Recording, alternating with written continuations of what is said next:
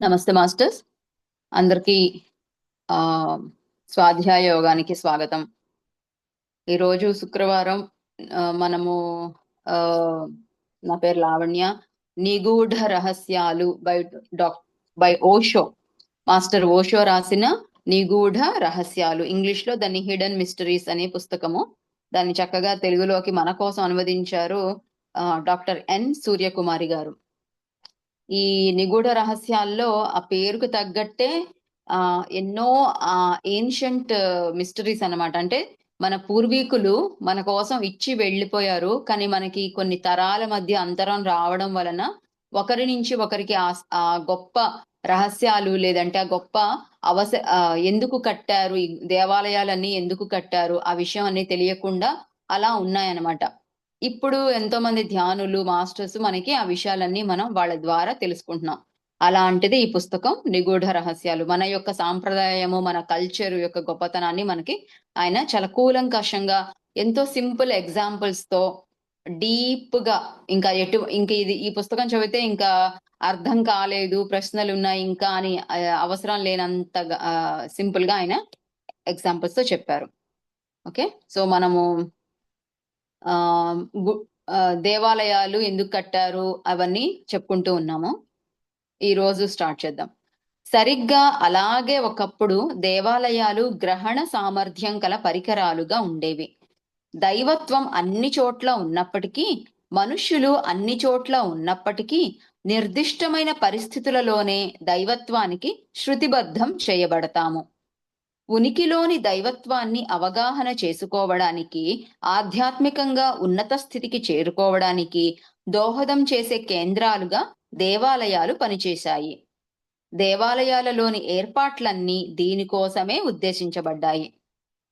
మనకి ఇంతకంటే ముందు ఏం చెప్పారంటే రేడియో ఎగ్జాంపుల్ చెప్పారన్నమాట. రేడియో అనేది ఎలా అయితే ఎక్కడో రేడియో స్టేషన్ నుంచి తరంగాలు వస్తూ ఉంటాయి. కానీ అవి ఒక రేడియో అనే ఒక పరికరం గనక మన దగ్గర లేకపోతే ఆ రేడియో తరంగాలను రిసీవ్ చేసుకోలేము. మనం ఏమి వినలేము. అంటే ఆ పరికరం అనేది ఇంపార్టెంట్ అన్నమాట. రిసీవర్ అనేది ఇంపార్టెంట్. అదే విధంగా దేవాలయాలు కూడా ఈ కాస్మిక్ ఎనర్జీని రిసీవ్ చేసుకునే రిసీవర్స్ అన్నమాట. దేవాలయాలు అందుకోసమే కట్టబడ్డాయి. మనుషులందరిని ఒక చోటకి చేర్చి, వాళ్ళకి ఎంతో చక్కగా వాళ్ళ అలైన్‌మెంట్ అయ్యేటట్టు, దైవత్వానికి కనెక్ట్ అయ్యేటట్టు, ఆధ్యాత్మికంగా ఎదగడానికి, వాళ్ళ జీవితం యొక్క ధ్యేయం ఏంటో వాళ్ళకి ఎరుకపరచడానికి, ఆ విధంగా తయారు చేయడానికి అవి ఒక కేంద్రం.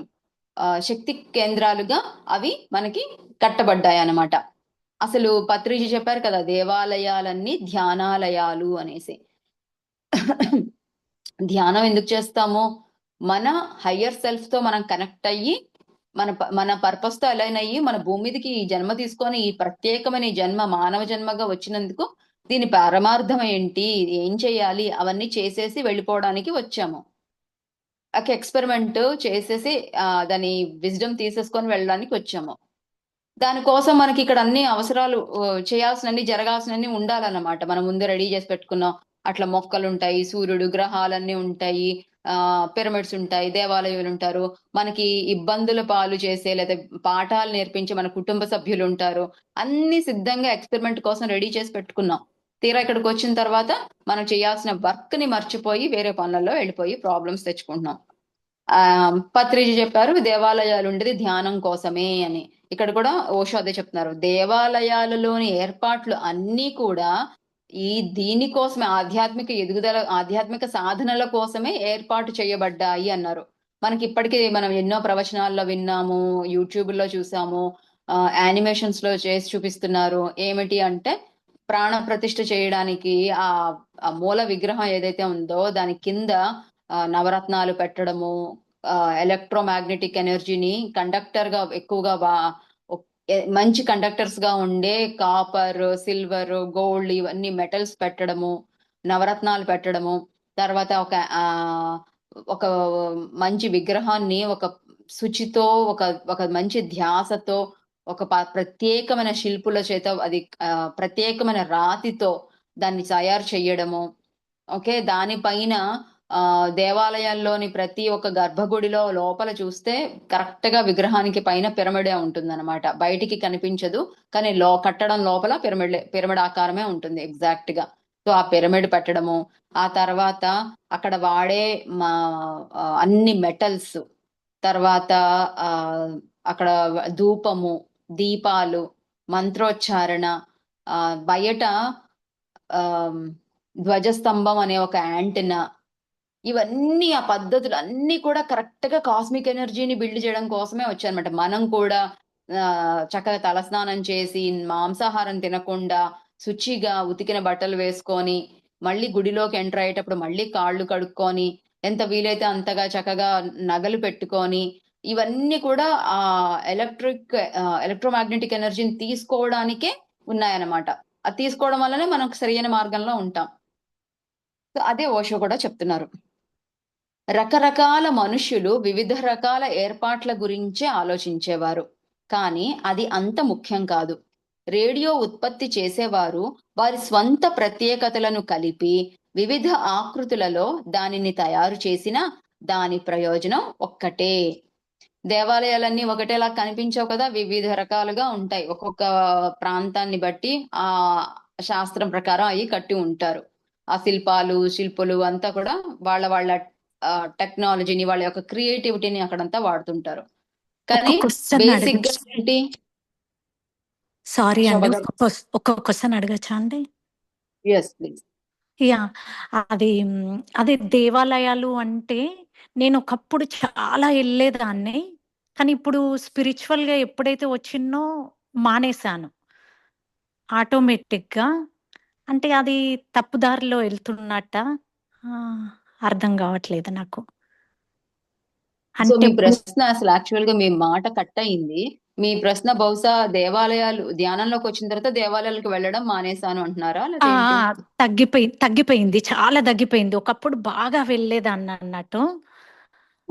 ఇంకా స్పిరిచువల్ గా వచ్చిన తర్వాత ఇంకా దేవుడు ఇంకా మనలోనే ఉన్నది అన్న విధంగా తెలుసుకుంటున్నప్పుడు ఇంకా అక్కడి వరకు ఎందుకు వెళ్తాము అన్నట్టుగా నా మైండ్ లో పడిపోయింది అన్నట్టు.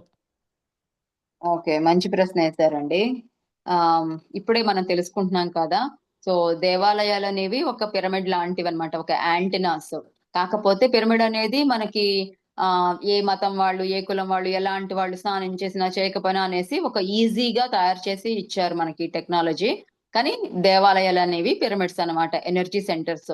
ఖచ్చితంగా మనం వెళ్ళాలి. ఇంకా ఈ గ్రహణము, పౌర్ణమి, పండుగలు, ఇలా ప్రత్యేకమైన తిథులు ఉంటాయి. ఆ రోజుల్లో ఆ కాస్మిక్ ఎనర్జీ ఇంకా ఎక్కువ ఉంటుంది.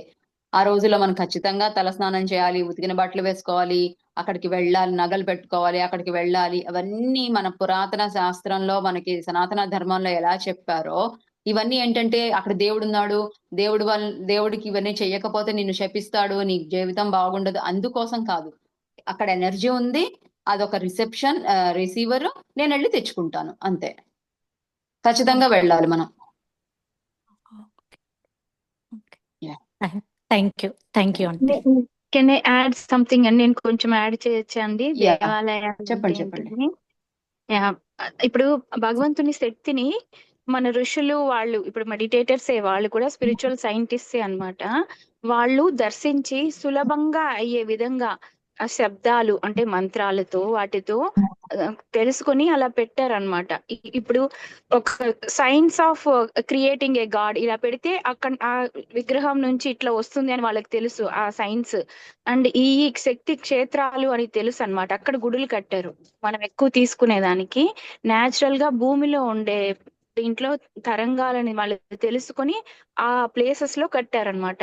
ఇప్పుడు పవర్ జనరేషన్ ఇదనుకోండి, ప్లాంట్ ఉంటుంది, కానీ మన ఇంటి వరకు వచ్చి మనం ఎలా ఉపయోగించుకుంటాం ఆ ఎనర్జీని, ఆ ఎలక్ట్రిసిటీని? ఒక స్విచ్ ఆన్ చేస్తే వచ్చేలాగా మనకు కావాల్సినట్టు ఒక ఫ్రిడ్జ్ నో లేకపోతే ప్రతి ఒక్క లైట్ అన్ని ఒక స్విచ్ చేస్తే వచ్చేలాగా వస్తది కదా.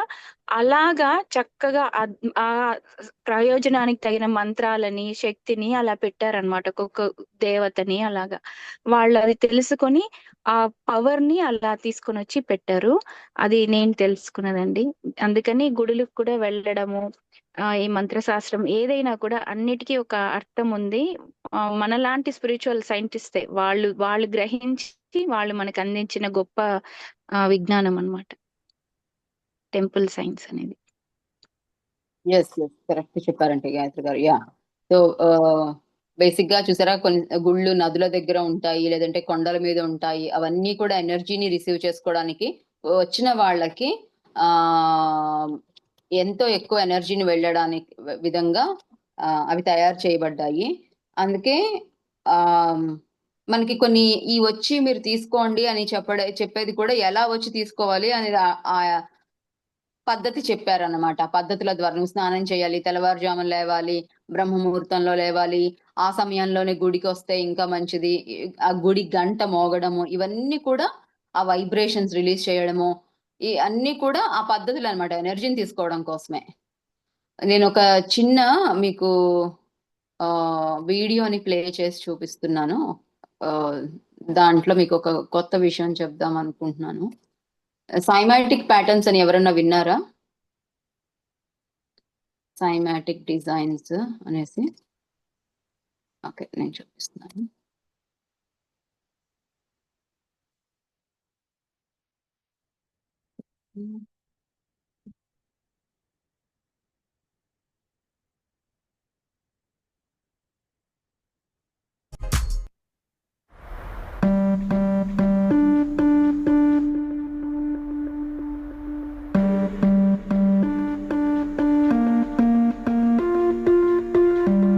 The first experiment for the cymatics music video is called a Chladni plate. Now, Chladni plate's basically a metal plate attached to the top of a speaker. There's sand on top of the plate, and you play different tones through the speaker. The plate vibrates, which forms different shapes depending on the frequency of the sound. Well, we blew up a lot of speakers with the Chladni plate. So there was a lot of experimenting around the Chladni plate, primarily looking at how much volume we can put through there, how much sand to actually put on the plate, and the different shapes of plates and what different patterns would be created because of those shapes. But what we were really testing was what frequencies create the most interesting repeatable patterns, because that was a key point. So we ended up playing pretty much every audio frequency through the plate to see what different shapes it would form. And for most frequencies, it doesn't really do much, but when it hits a frequency that resonates with the plate, it forms a really nice pure shape. So we found out what those tones were, and those were the tones we used to draw the plate in the video.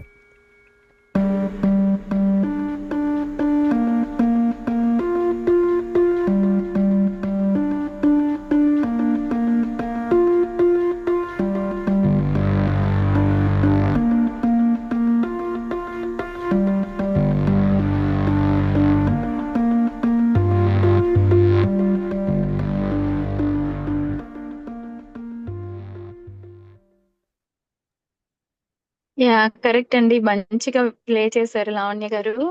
ఇది లలిత Sahasranamam play చేస్తే శ్రీచక్రం యంత్రం ఇది form అవుతుందండి ఈ దీంట్లో ఈ pattern. Yeah yeah అది నేను కూడా చూశాను, విన్నాను. సో ఇదే అన్నమాట. అంటే ఒక ప్రత్యేకమైన ఒక ఫ్రీక్వెన్సీని మనం రిలీజ్ చేసినప్పుడు మన ఫిజికల్ లెవెల్లో అది మేనిఫెస్ట్ అవుతుంది అనమాట. అంటే మన శరీరంలో కణాలు ఉన్నాయి, పార్టికల్స్ ఉన్నాయి, నీరు ఉంది.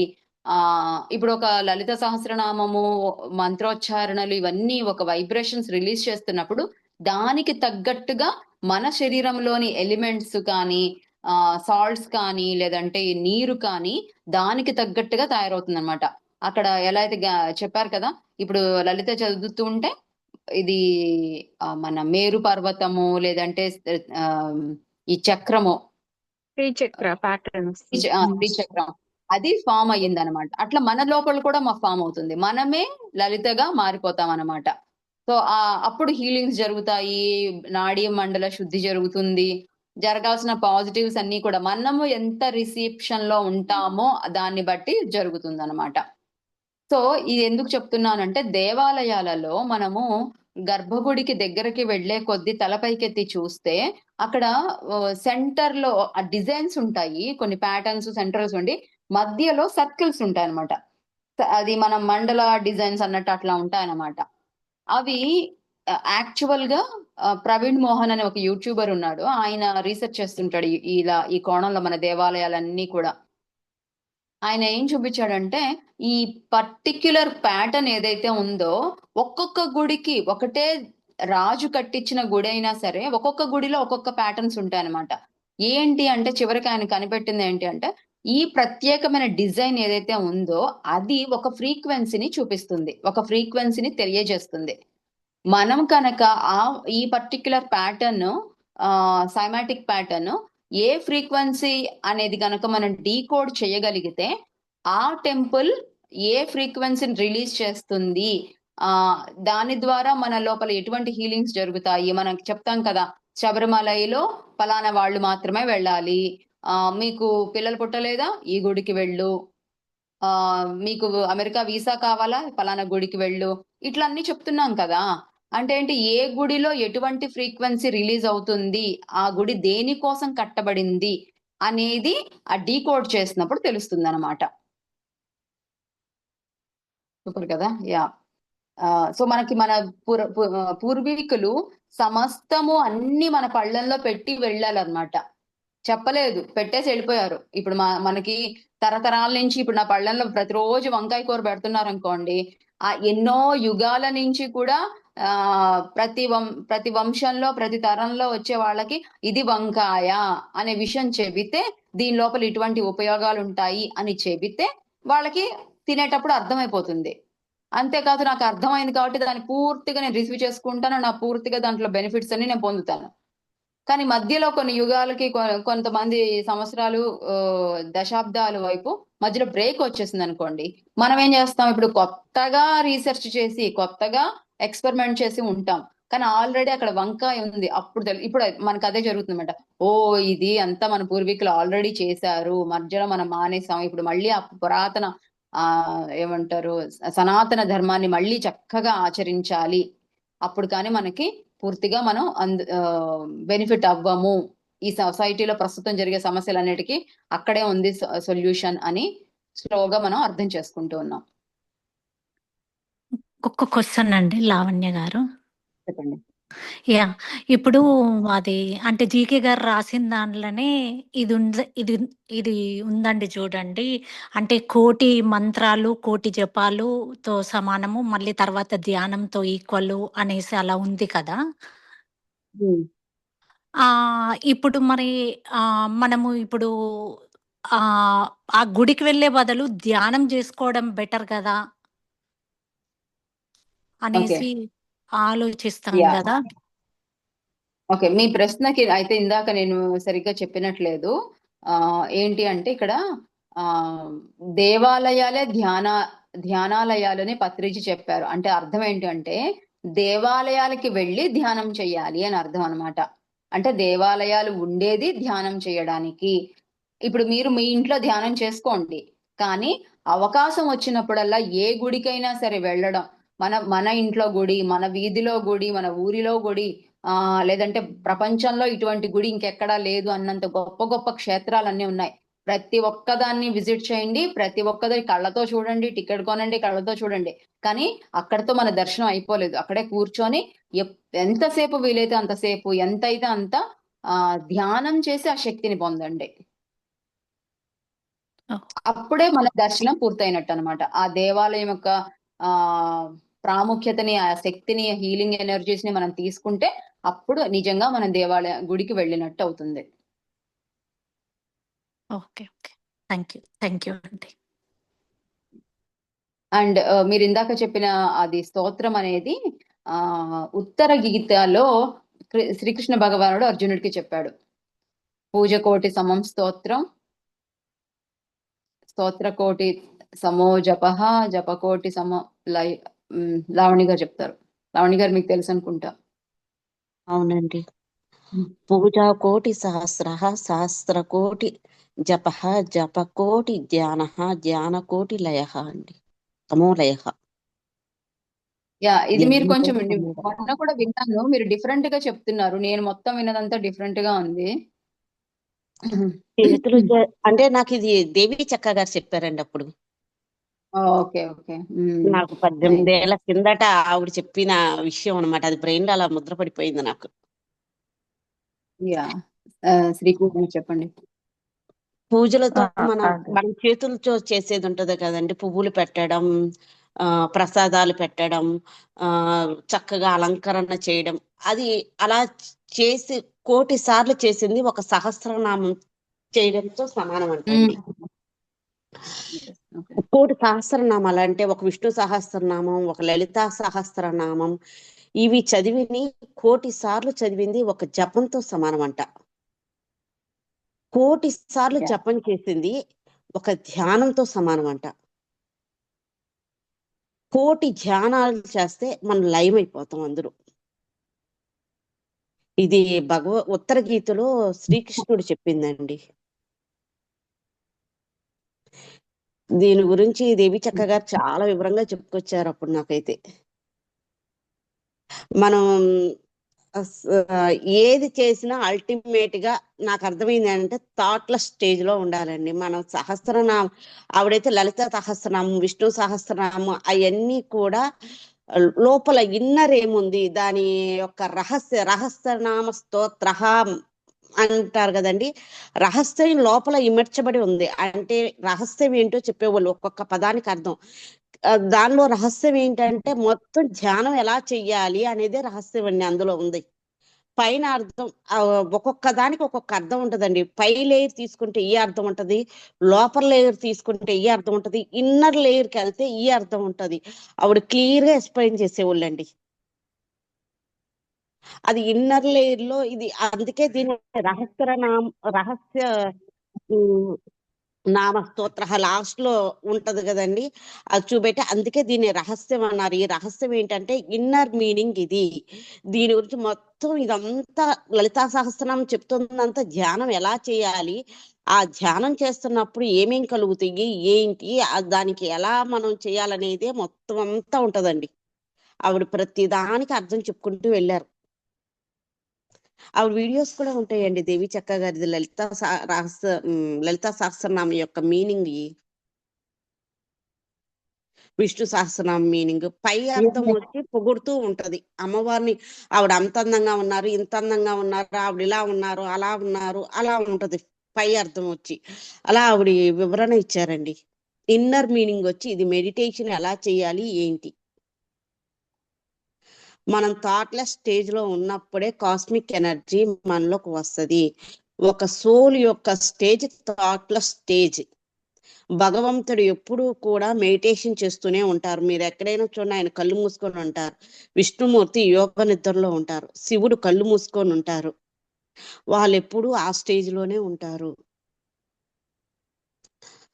మనం ఆ స్టేజ్ లో ఉన్నప్పుడు మాత్రమే ఆ ఎనర్జీని తీసుకోగలుగుతాము.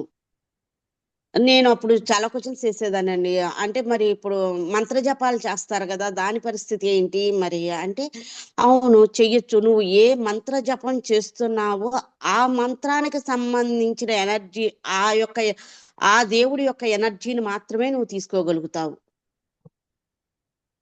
అది ఒక హరే రామ హరే కృష్ణ మంత్రం చేస్తున్నాం అనుకోండి, ఆ ప్రేమతత్వం ఎనర్జీని తీసుకుంటాం. రుద్రుడి జపం చేస్తున్నాం అనుకోండి, రౌద్రం తీసుకుంటాం, ఆ రుద్రుడి యొక్క ఎనర్జీని తీసుకుంటాం. అందుకే వాళ్ళు కొంచెం పవర్ఫుల్ గా ఉంటారు.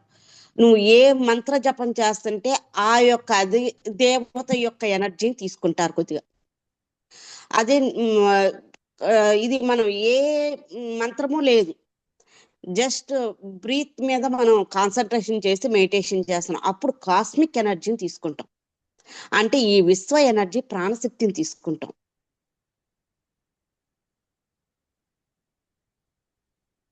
Thank you madam. Thank you అండి. యా శ్రీప్రియ గారు ఇందాక ఏదో చెప్పబోయారు. యా మీరు రాశారండి, చాట్ లో రాశారు కదా, అదే స్తోత్రం. యాక్చువల్లీ తను చెప్పింది లిటిల్ బిట్ షార్టెస్ట్ ఫార్మ్ లో ఉంది. Meaning is same. మీరు చెప్పిన శ్లోకమే మీరు చాట్ లో ఏదైతే రాశారో అదే శ్లోకం నాకు కూడా తెలుసు. సో అదే చెప్పబోయాను, మీ చాట్లో చూసాను. నా వాయిస్ బ్రేక్ అవుతుందా ఏమన్నా? నాకు లేదండి. బెటర్ గానే ఉందండి, ఓకే, నాకైతే ఏం ఎందుకంటే మీ ప్రాబ్లం. అందరి బ్రేక్ అవుతుంది నాకు. మీది ఎప్పుడో ఒక్కసారి, but not even a second. చక్కగా అర్థమవుతుంది మీరేం మాట్లాడుతున్నారు. Okay sir. మనం మళ్ళీ వెళ్దామా? శోభా గారు క్లియర్ అండి? క్లియర్ అయిందండి. థ్యాంక్ యూ ఇద్దరికి.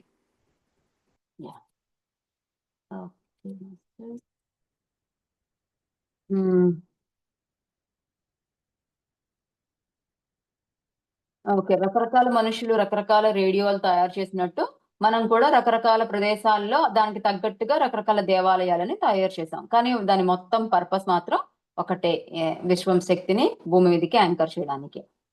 భారతదేశంలోని దేవాలయాలన్నీ ఉన్న 3-4 నమూనాలలో ఒకదానికి అనుగుణంగా కట్టినవే. మిగిలిన దేవాలయాలన్నీ వీటి అనుకరణలే. దేవాలయాల గోపురాలు ఆకాశాన్ని నమూనాగా తీసుకొని కట్టినవే. దీనికి ఒక సిద్ధాంతం ఉంది. ఆకాశం క్రింద కూర్చొని ఓం అని పునశ్చరణ చేస్తే నేను ఉచ్చరించి వినిపించకుండా పోతుంది.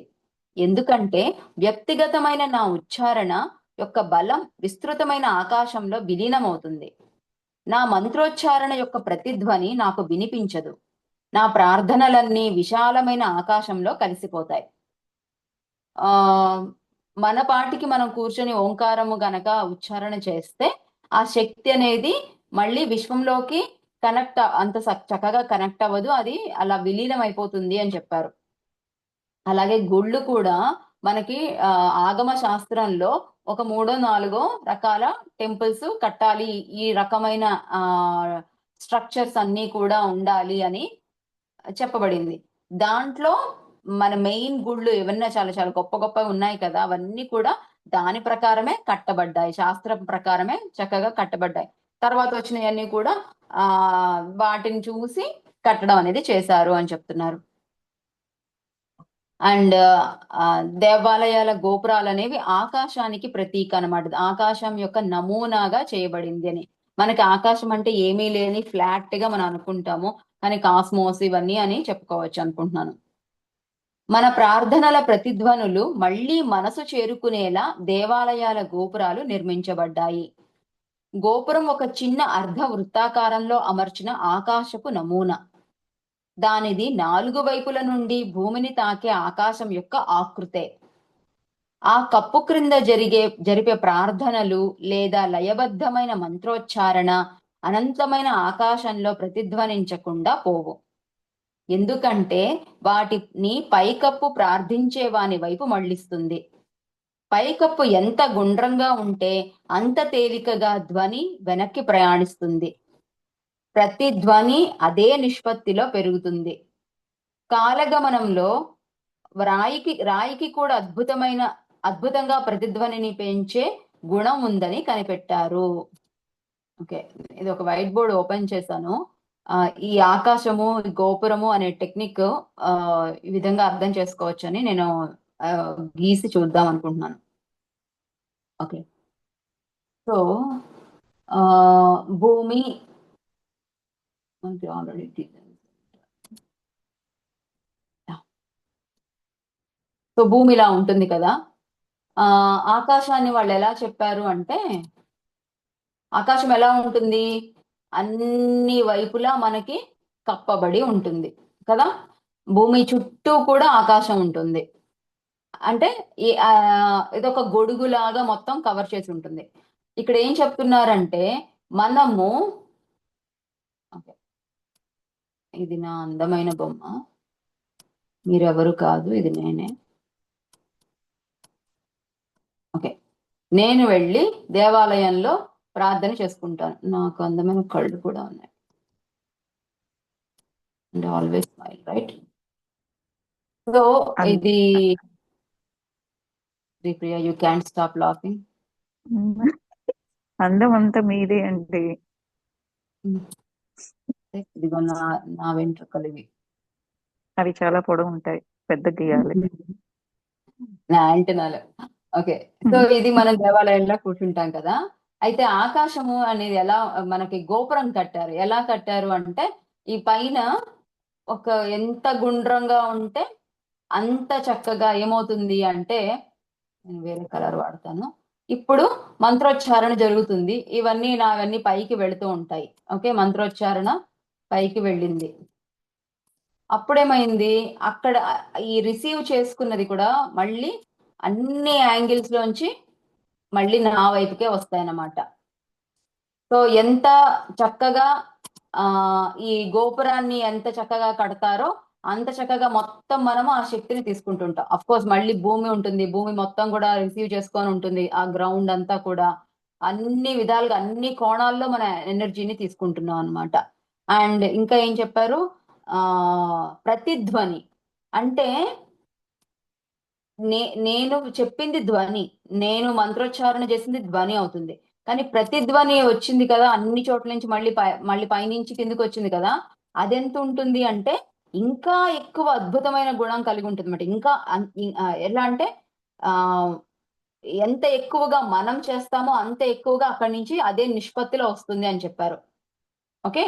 ఈ కట్టడం అలా ఉండడం వలన నెక్స్ట్ ఏంటి, ఈ శిల్పం ఉంటుంది కదా, కాలగమనంలో అంటే వీళ్ళు ఎక్స్పెరిమెంట్స్ చేస్తూ ఉండగా వాళ్ళు ఏం తెలుసుకున్నారంటే ఈ రాయి ఉంటుంది కదా, ఆ విగ్రహం అంటాం మనం, భగవంతుడని ప్రార్థిస్తాం కదా, ఆ రాయి కదా దాని మీదకి ఎక్కి కూడా శిల్పాలు తయారు చేస్తారు. శిల్పాలు చెక్కేటప్పుడు ఎలా చేస్తారు, దాని మీదకి ఎక్కి కూడా కింద పడేసి దాని మీద ఎక్కి కూడా చేస్తూ ఉంటారు.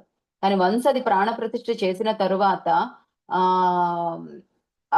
ఆ మంత్రోచ్చారణలు ఇవన్నీ ప్రాసెస్లు అన్ని జరుగుతూ ఉండేటప్పుడు ఆ దైవ శక్తి అనేది ప్రతిధ్వనిని ఇచ్చే గుణం అనేది దానికి కూడా ఉంటుంది అని కాలగమనంలో తెలుసుకున్నారంట. ఆ రాతికి కూడా అత్యద్భుతంగా ప్రతిధ్వనిని పెంచే గుణం ఉంటుంది. ఆ విగ్రహం కూడా మనకి శక్తిని మన వైపు పంపిస్తూ ఉంటుంది అన్నమాట. ఇంకోటి మనకి తెలుసా, నేను ఒకానొక సమయంలో ఇది ఆఫ్ చేస్తాను. ఒక సమయంలో నాకు ఒక ఆలోచన వచ్చింది. దేవుడికి అలంకరణ చేసేటప్పుడు ఎందుకు తలుపు వేస్తారు, ఎందుకు కర్టన్ వేసేస్తారు అనేసి ప్రశ్న. చక్కగా అలంకరించేటప్పుడు మనం కూడా కంటి నిండా హాయిగా చూస్తాం కదా, ఆ కనువిందు అవుతుంది కదా మనకి కూడా, ఒక్కొక్క నగ పెడుతూ ఉంటే ఒక్కొక్క చీర కడుతూ ఉంటే అనేసి. ఆ ప్రశ్న నాకు చాన్నాళ్ళు ఉండి దానికి సమాధానం వచ్చింది. ఏంటి అంటే, ఆ చీర కట్టడంలో కానీ పంచ కట్టడంలో ఇవన్నీ ఏం చేస్తారు అంటే, అది రియల్ కొన్నిసార్లేమో 3 డైమెన్షనల్లో ఉంటుంది విగ్రహము, మనం చుట్టూ తిరిగి మరీ చెయ్యొచ్చు. కొన్నిసార్లు ఏంటంటే రాతిలోనే ఉండిపోతుంది. అప్పుడు మనకి ముందు వైపు సైడ్ వైపు మాత్రం ఉంటుంది కానీ వెనకేమీ ఉండదన్నమాట. మనం అక్కడికి వెళ్ళలేము, అక్కడ కట్టలేము. అలాంటప్పుడు ఆ పంచ కట్టడమో చీర కట్టడమో ఇలాంటి దండలు వేయడమో ఇలా చేసినప్పుడు ఏం చేస్తారు, అవి ఎలా నిలబడతాయి అంటే బలవంతంగా తాడు కట్టేస్తారు, గట్టిగా తాడు కట్టేస్తారు. అంతేకాదు పూజారి అప్పటి వరకు మనకి ఆయన దగ్గర నిలబడి ఉండడం మాత్రం తెలుసు. కానీ ఈ చీరల అలంకరణ చేసేటప్పుడు దగ్గరికి వెళ్తారు, మీదికి వెళ్తారు, పైకి ఎక్కుతారు. ఇవన్నీ కొంచెం పైకి ఎక్కుతారంటే విగ్రహం పైకి ఎక్కుతారని కాదు, అక్కడ స్టూల్ వేసుకొని పైకి వంగి ఒక చేత్తో విగ్రహం మీదనే సపోర్ట్ చేసుకుంటూ ఇంకొక చేత్తో కట్టడం, ఇవన్నీ చాలా జరుగుతుంటాయి అన్నమాట. అవి ఎప్పుడైతే ఒక భక్తుడు ఆ భగవంతుని ఒక రూపంలో ఒకలాగా మనం ప్రార్థిస్తూ ఉంటాం కదా, ఒకలాంటి పర్స్పెక్టివ్ ఉంటుంది మనకి, దృష్టి ఉంటుంది, ఇలా ఈ దేవుడు అంటే ఇలా ఉంటాడు అనేసి. అలాంటప్పుడు మనం వెళ్ళి ఆయన పూజారి గారు అలా మీద పడిపోయి అలా చేసేస్తూ ఉంటే మనకి తట్టుకోలేమన్నమాట. అంతేకాదు మన యొక్క ఫోకస్ అనేది ఆ భగవంతుడి మీద ఒక ఏకాగ్రత అనేది పక్కకి వెళ్ళే అవకాశం ఉంది. మనం పూజించేటప్పుడు కళ్ళు మూసుకొని ధ్యానించేటప్పుడు భగవంతుడికి వేరే రూపం కూడా ఉంది, ఇలా కూడా చేస్తారు, ఇలా కూడా అయిపోతుంది, ఇంత క్లోజ్ అయిపోతారు, అవన్నీ కూడా మనల్ని డిస్టర్బ్ చేస్తాయి. అందుకోసమని అవన్నీ క్లోజ్ చేసి చక్కగా అలంకరించి మనకి మళ్ళీ కట్టను తెరవగానే అలా కళ్ళు తెరిచేసుకొని మనం ఎంతో ఆనందిస్తాం అనమాట ఆ అందాన్ని చూసి. సో అది మనకి అందుకోసం అలా చేశారు అనమాట. నైవేద్యం పెట్టేటప్పుడు కూడా ఏంటి అంటే మన దృష్టి ఎప్పుడు ఇదంతా మనకి పురోహితుడు అంటే పురానికి హితం చేసేవాడు పురోహితుడు. మనకి పూజలు జరుగుతున్నా ఏం జరుగుతున్నా మన అందరి కోసమే, లోక కళ్యాణం కోసమే కదా. సో మనం భక్తుడు చూస్తూ ఉంటాడు అనమాట, అప్పుడు నైవేద్యం పెడుతూ ఉన్నప్పుడు మన దృష్టి ఎక్కడ ఉండాలి? భగవంతుడి మీద ఉండాలి. ఆ పెట్టే వైభోగం మీద ఉండకూడదు అన్నమాట. మన లోపల మళ్ళీ భౌతికమైన కోరికలు కలగడము, మన దృష్టి అసలు పక్కకు వెళ్ళకూడదు. అందుకోసమని మళ్ళీ కర్టెన్ వేసేస్తారు. అప్పుడు ఏం చేస్తారు? తలుపులు వేసేసినప్పుడు మళ్ళీ మనం అప్పటిదాకా చూసింది మన లోపల మననం చేసుకుంటూ ఉంటాం, లేదా స్తోత్రాలు చదువుకుంటూ ఉంటాం. అలా కాసేపు గడిపిన తర్వాత మళ్ళీ నైవేద్యం ఇచ్చేశారు అన్నప్పుడు మనకు కూడా అది ఎన్నో విషయాలు తెలియజేస్తాయి అనమాట. మనం కూడా చాలా మౌనంగా తినాలి, వేరే వాటి మీద దృష్టి పెట్టకూడదు, ఏకాంతంగా ఉండాలి. ఈ విధంగా అన్ని కూడా మనకి తెలియజేస్తూ ఉంటాయి అన్నమాట. కాబట్టి అందుకని మనం డిస్టర్బ్ చేయకుండా అలా చేస్తారు అని నాకు లోపలికి వచ్చిన ఆన్సర్. Thank you. బిఆర్బి అంటే ఏంటి ప్రియా? ఐ నో ఆ స్పెల్లింగ్ మిస్టేక్ అనుకుంటున్నాను. ఆల్ రైట్ మాస్టర్స్, ఇంకొక 5 minutes చేసి మనము సెషన్ ఎండ్ చేసుకుందాము. నెక్స్ట్, అజంతా గుహలలో ఒక బౌద్ధ ప్రార్థనాలయం ఉంది. భారతదేశంలోని సంగీత వాయిద్య పరికరం అయిన తబలాల అక్కడి రాళ్ళు ఎంతో తీవ్రంగా ప్రతిధ్వనిస్తాయి. తబలాని ఎంత బలంగా కొడతామో అంత బలంగా ఈ రాళ్ళని కొడితే అవి అంతే పరిణామంలో శబ్దాన్ని ఇస్తాయి. కప్పుల నిర్మాణంలో వాడే మామూలు రాయికి సూక్ష్మమైన శబ్దాలను ప్రతిధ్వనించే శక్తి లేదు. అందుకే ఈ ప్రత్యేకమైన రాయిని వాడారు. అజంతాల్లో ఉండే ఆ గొప్ప అద్భుతాన్ని చెప్తున్నారు. తబలా లాగా మనం వాయిస్తే ఆ శిల్పాలు కానీ, ఆ స్తంభాలు కానీ, ఆ రాతి గోడలు కానీ అక్కడ కూడా అంతే చక్కగా ప్రతిధ్వనిస్తాయి అని చెప్తున్నారు అన్నమాట. మామూలు రాతికి అటువంటి శబ్దం చేసే, అందుకే బండరాయిలా ఉన్నావు అంటారు. దానికి మళ్ళీ శబ్దాన్ని ప్రతిధ్వనించే శక్తి లేదు, కానీ ఇవి చేస్తాయి. అదృష్టవశాత్తు మేము మొన్న ఇండియాకి వెళ్ళినప్పుడు తమిళనాడులో టూర్కి వెళ్ళాము. అక్కడ ఒక దేవాలయంలో రాతి స్తంభాలు ఉన్నాయన్నమాట. వాటి చుట్టూ కూడా కొంచెం కట్టుదిట్టం చేశారు. ఎందుకంటే దాన్ని అరిగిపోకూడదు, ఎవరు దాన్ని పాడు చేయకూడదు అన్నట్టు జాగ్రత్తగా పెట్టారు. ఆ స్తంభాలని మనం చక్కగా మోగించచ్చు అనమాట. ఒక గుంపులాగా, అంటే గుత్తిలాగా కొన్ని స్తంభాలు ఉన్నాయి, పక్క పక్కనే అన్ని అటాచ్డ్ గా ఉన్నాయి. ఒక్కొక్క స్తంభము ఒక్కొక్క ఆకారంలో కట్టబడింది, ఒక్కొక్క డిజైన్ తో చేయబడింది. అండ్ వాటిని మోగించినప్పుడు ఒక్కొక్కటి ఒక్కొక్క శబ్దం వచ్చిందనమాట. అండ్ ఇదే గుత్తి మళ్ళీ ఇంకొక చోటు ఉంటుంది, మళ్ళీ ఇంకొక చోటు ఉంటుంది, ఇంకో చోటు ఉంటుంది. సో లిటరల్లీ నాకేమనిపించిందంటే, ఒక్కొక్క గుత్తి దగ్గర ఒక్కొక్క వాయిద్యకారుడు గనుక నలుగురు కలిసి ఉంటే అందరు కలిసి చక్కగా మ్యూజిక్ ప్లే చేయొచ్చు అక్కడే స్తంభాలని మనం ట్యాప్ చేస్తూ. అది చక్కటి అనుభూతి నాకు దొరికింది. అది ప్రత్యక్షంగా చూశాను ఆ శబ్దాలు రావడం. మనందరికీ కూడా ఆంధ్రప్రదేశ్ లో కూడా ఎక్కడో ఉంది, యాక్చువల్ గా నాకు గుర్తు రావట్లేదు ప్రస్తుతం. ఇటువంటి దేవాలయం కూడా ఉంది మనకి, ఆ శబ్దాలు వచ్చేది. ఎస్, అది మాస్టర్స్. హంపిలో ఉంది కదండి? ఎక్కడ? హంపి. ఎస్. నేను లేపాక్షి అనుకుంటున్నానండి. లేపాక్షిలో నాకు తెలిసి ఆ స్తంభము నేలకి టచ్ చేయకుండా ఉండే స్తంభం అంటారు, అంటే జస్ట్ ఒక పాయింట్ దగ్గర టచ్ చేస్తున్నారు. ఓకే. లేపాక్షిలో అది ఉంది.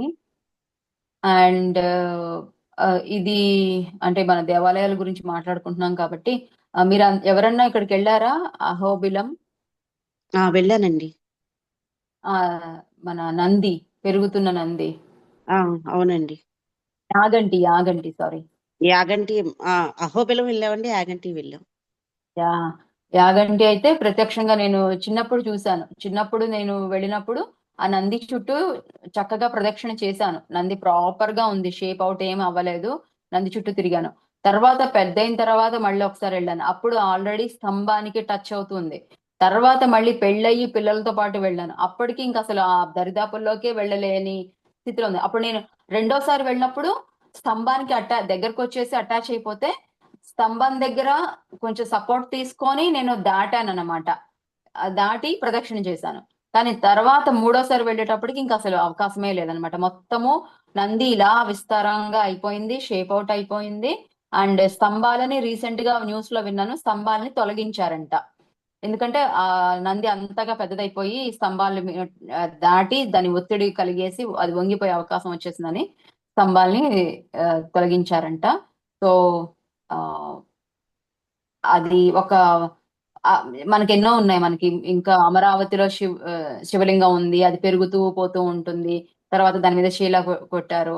ఇట్లా ఎన్నో దేవాలయాల్లో ఎన్నో ప్రత్యేకతలు ఉన్నాయి. మనకి ఇంకా ఏంటి, ఇందాక గాయత్రి గారు చెప్పినట్టు మనకు అంతా కూడా స్పిరిచువల్ సైంటిస్టులు ఉండేవాళ్ళు అప్పుడు.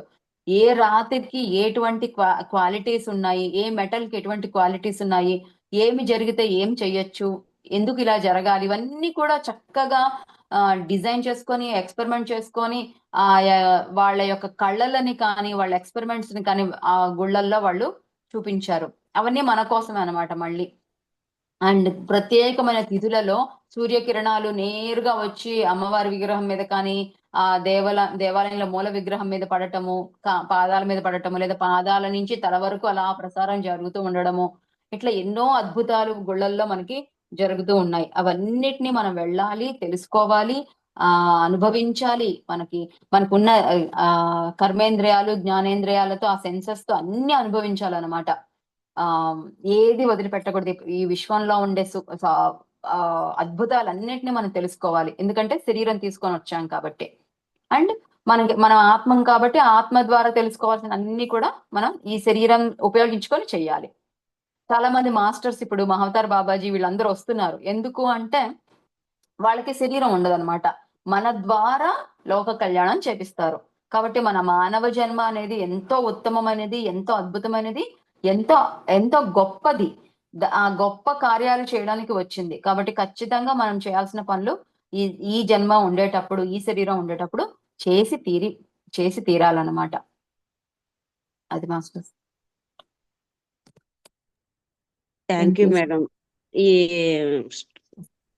పూజా కోటి సమం అష్టోత్తరం అది పెట్టినందుకు చాలా థ్యాంక్స్ అండి. Thank you. ఇది యాక్చువల్ గా ఎప్పుడో 18-19 ఏళ్ల కిందట విన్నాను. నేను షార్ట్ ఫామ్ చేసేసా, మర్చిపోయి మొత్తం. మీరు అడగగానే చెప్పారు. పెట్టింగ్ రాసుకున్నానండి ఇప్పుడు నేను అది. Great great. Thank you madam. Thank you అండి. థ్యాంక్ యూ లావణ్య గారు. లాస్ట్ సెంటెన్స్ చెప్పారు చూడండి, మెహర్ బాబా కానీ వీళ్ళు కానీ మన ద్వారా శరీరం ద్వారా చేపియనికి వచ్చిండ్రు అనేసి. సూపర్ అండి. Thank you. Thank you.